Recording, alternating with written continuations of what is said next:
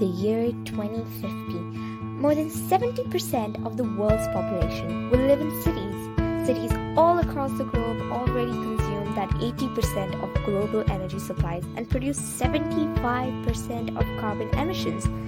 They become even more vulnerable to climate change and natural disasters. Developing cities are struggling to meet their required infrastructure needs. A sustainable city is more competitive. With the strength of the environment behind them, sustainable cities aspire to achieve more and begin to dominate by becoming competitive. A great place to live, work, and study. Productivity depends on atmosphere, workplace. Sustainable cities with their clean environment provide that perfect area to live and work. Lift people out of poverty. Sustainable cities require maintenance. New jobs will be created for the maintenance of city infrastructure, which will in turn reduce the poverty ratio. All around the world, cities rich and vibrant in their own culture can shape their own ambitious plans to make a sustainable future. They can do so by Number 1. Taking real action on climate change. Cities can enforce climate change mitigation by taking various measures such as banning plastic use, fines for littering, etc. Number 2. Green economic development. Governments can wish to encourage economic development practices to the benefit and not the detriment of the environment. Number 3. Trying to become more resilient to disasters and climate change. Number 4. New and smart technologies.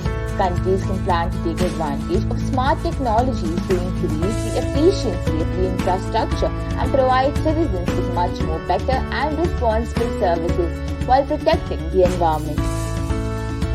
An example of such exemplary sustainable infrastructure is the smog tower.